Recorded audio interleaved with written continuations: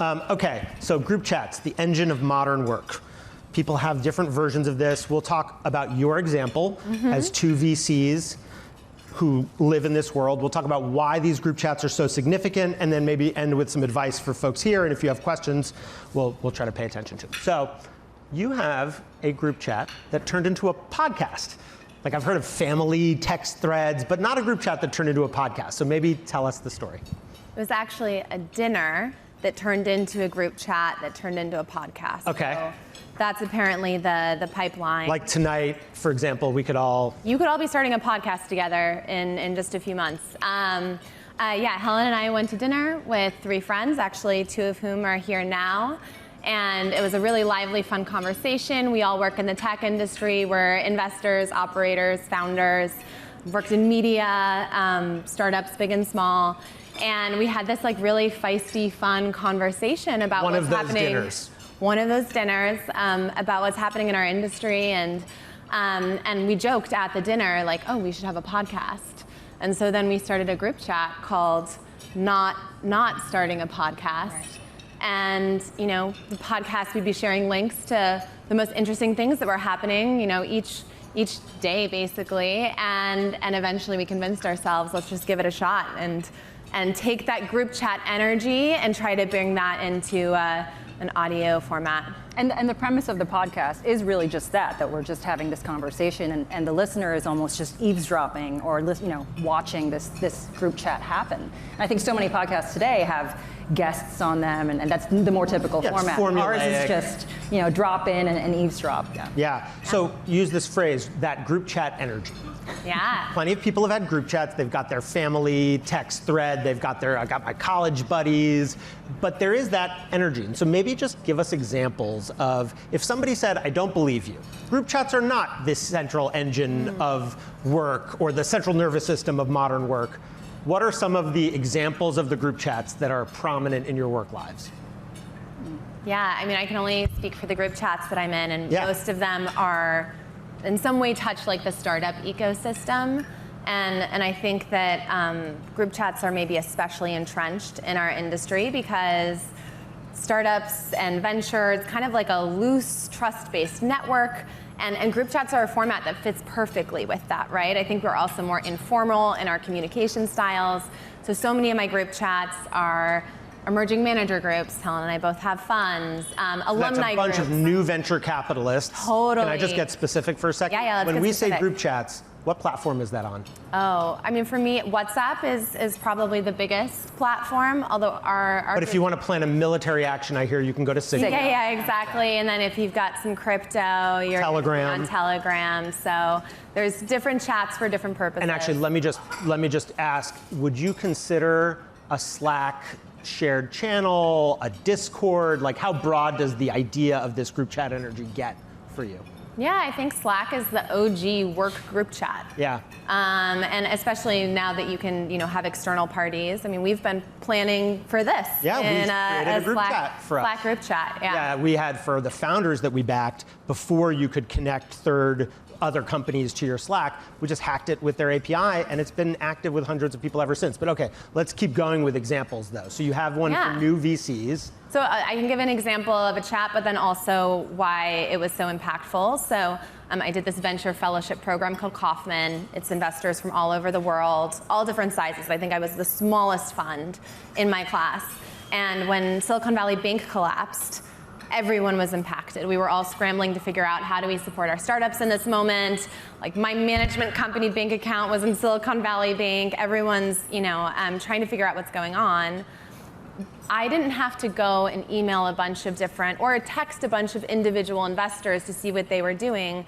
There were 60 people in this group chat who were immediately sharing resources, sharing information, troubleshooting. I also had 3 or 4 other group chats that had investor. I'm sure all of us were in a lot of group chats during that period.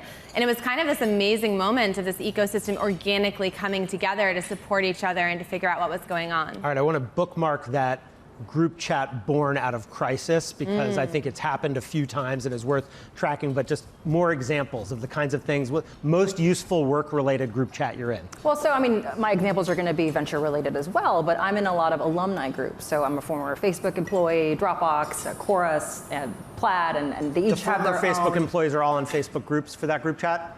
Messenger groups, yes, Okay. are pretty popular, and WhatsApp is owned by Meta, so Sure.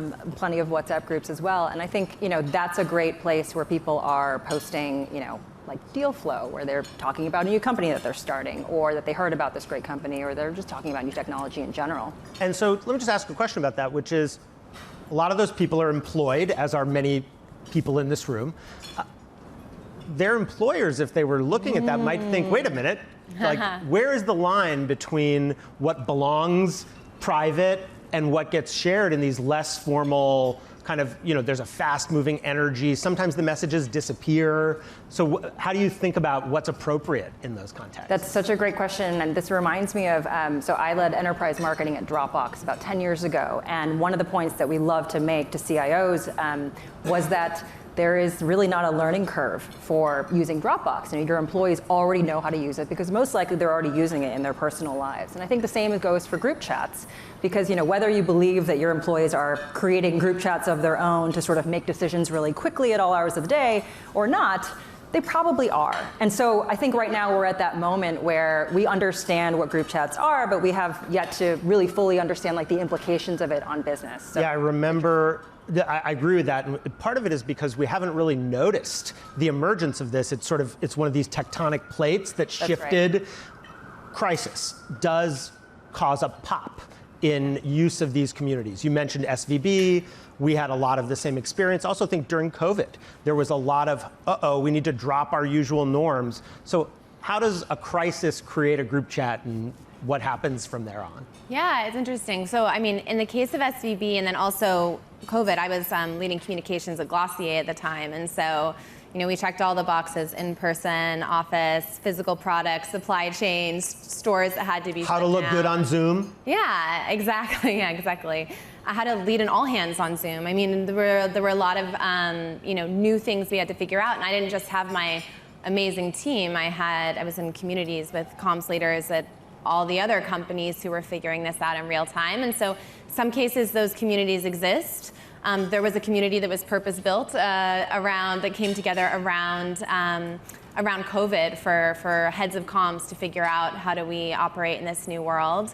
I also think like they spring up between friends. Another crisis that was more of a spectator sport was when Sam Altman was ousted from OpenAI, and I feel like I had 6 different group chats, with different constellations of friends and industry acquaintances where we were all sort of, working through that story together. That's funny. In fact, the other day we were talking about how did we meet?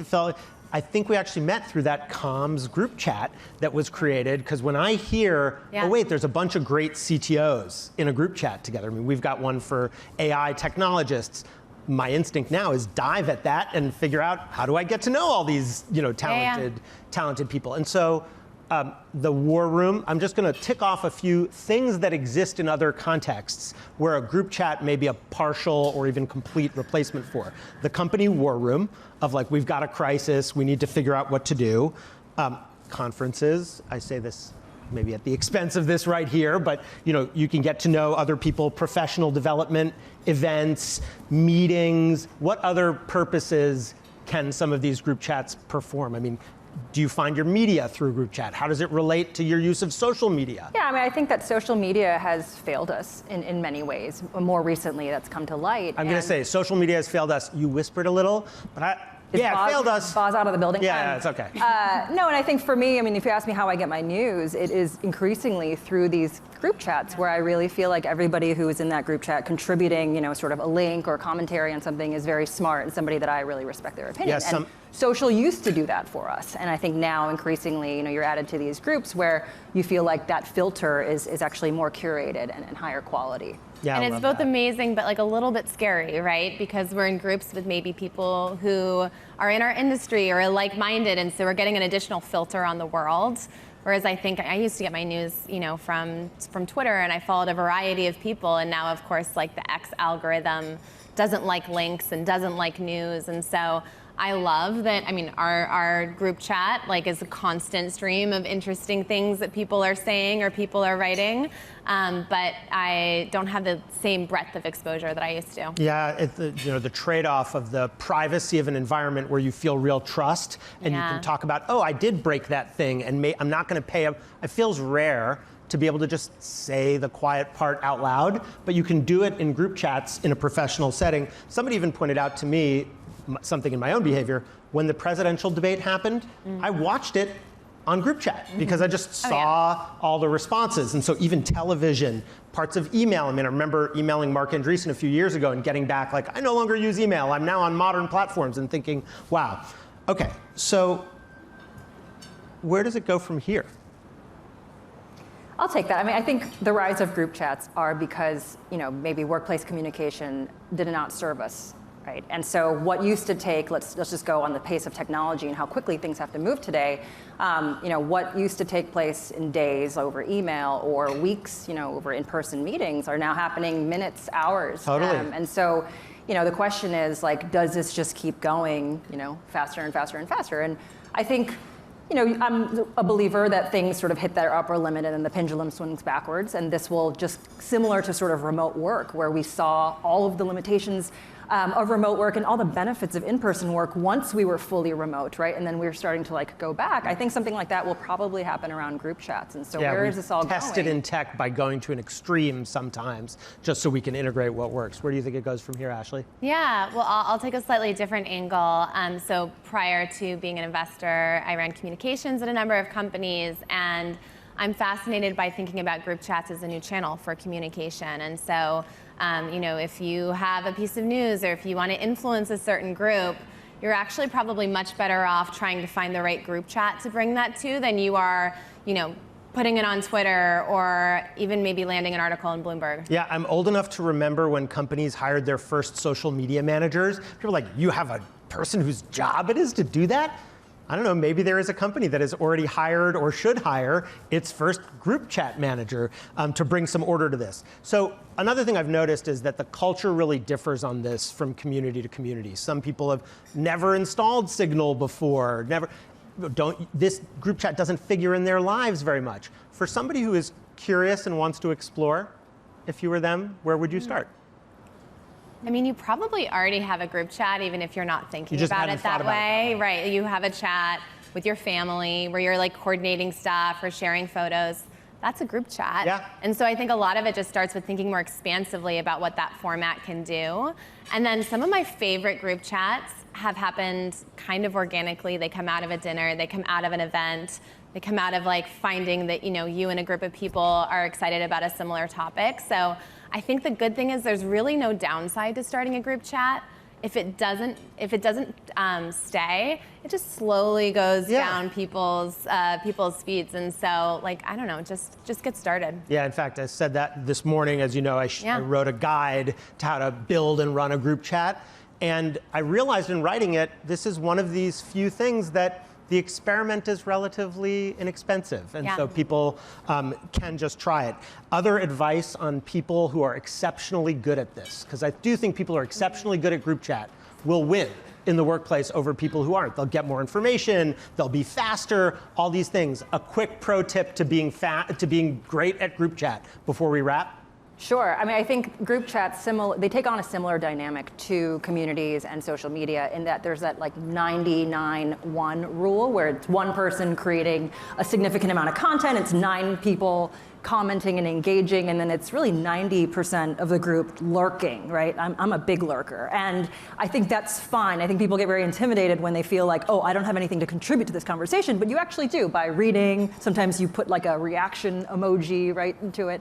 And so I think that when you see those dynamics play out the same way in group chats, you really know this is a legit communication platform. Love that. Yeah. My advice is tasteful memes. Tasteful memes. Slide them in. People will want you in their group chat. Well, memes that are purpose-built for that. I get it. I go with the Game of Thrones Daenerys boom gif.